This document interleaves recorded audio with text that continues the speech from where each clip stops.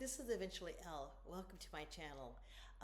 If you've ever wanted to do a sabbatical year abroad, this is the place to be. Today I'm going to tell you about my 1 month update. I am living in the town of Toulouse, which is in southwest France. So Eventually Elle, we are a channel all about sabbatical years. We're about travel in France. We're about being an black expat, and especially over 50. And if any of those topics interest you, this is the place to be.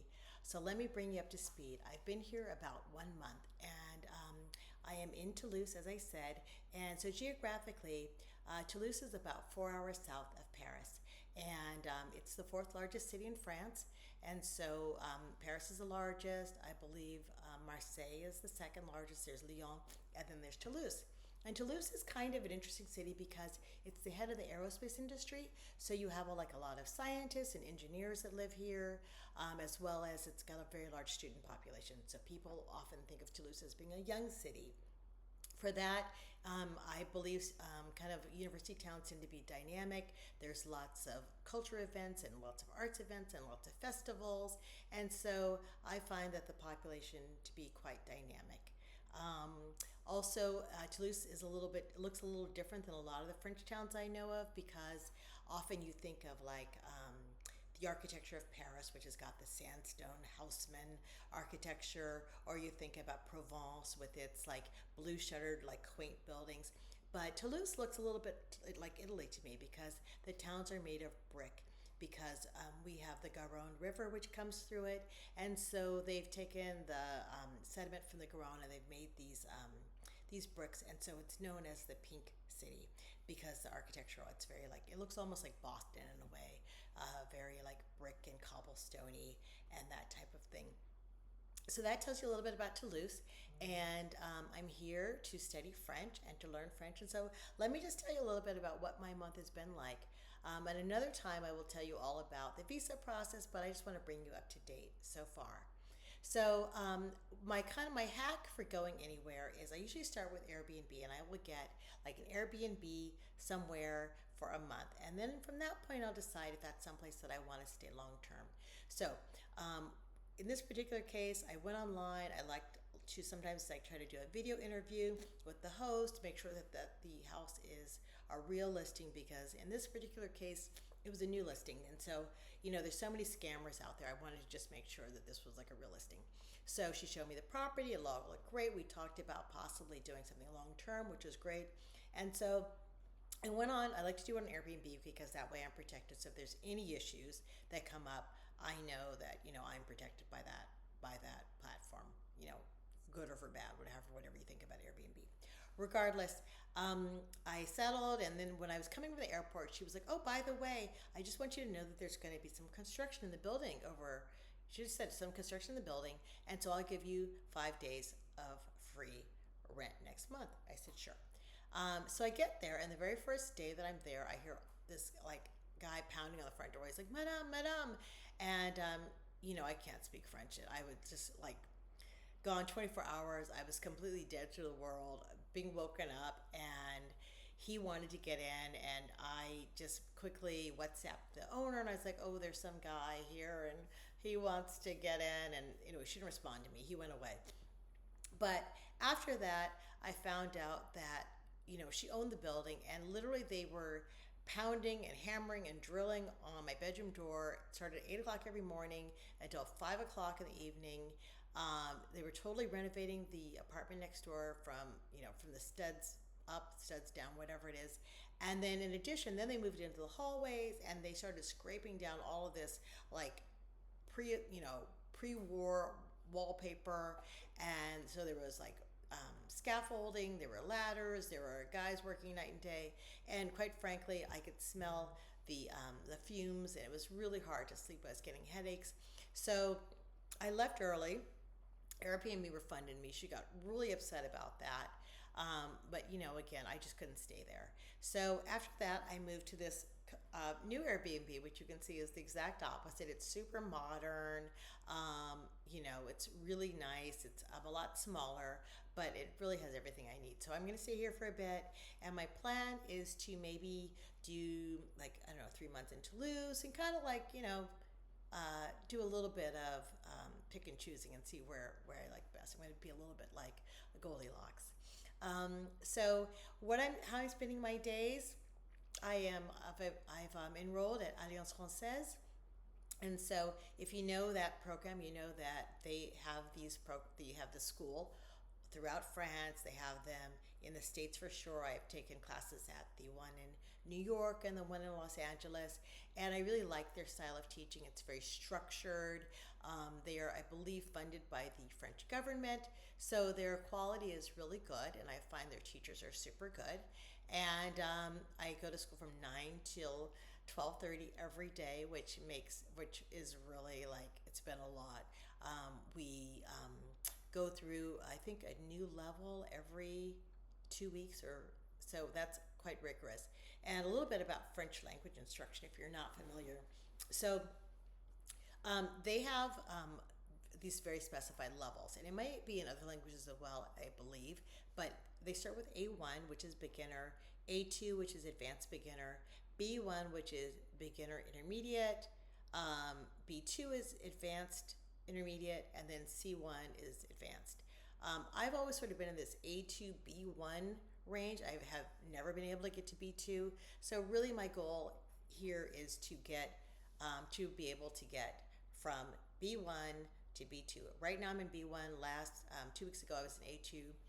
If I had any criticism, I'd say the Alliance Française is quite fast. I'd like to slow it down a little bit because there's so much information that they give to you, and I really can't grasp all of it. But the books are great, and it just means that I've just got to study more in the afternoon.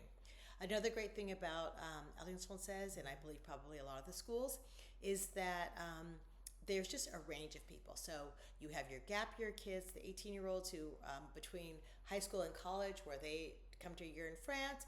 Then they've also got like kind of the retirees, and there's even some people from the middle range, but it's a really good range of people. It's also, what else would I say? All nationalities. I know that we have like the Anglophones, we've got a lot of Brits, we've got the Australians, I know a New Zealand guy, a lot of Spanish because we're close to Spain. Haven't met any Italians. Who else is here? Vietnam was once a colony for France, so quite a few Vietnamese, some Chinese students. So it's a really good range, and what's so cool is that you get people from around the world, and we all speak our sort of lingua franca, which is French together. And so that's been super fun. Yeah, I'm really excited about it. So I'm going to finish B1 by December, and then at that point I'm going to take the DELF exam. And the DELF it's sort of like akin to like the SAT, which is, I don't know how many hours it is, but it studies each part of your language acquisition. So there's the oral part, the written part, probably listening. I'm not sure what all the domains are, but once you get that piece of paper in hand, that means that you are actually at that level. And once you're at B2, you have access to be able to go to university. You could apply to university. You could get a job. You can get citizenship. You may need C1 for a lot of jobs, but B2 is kind of like a good level of where you can you could probably like work and get your needs met and be understood at a high level.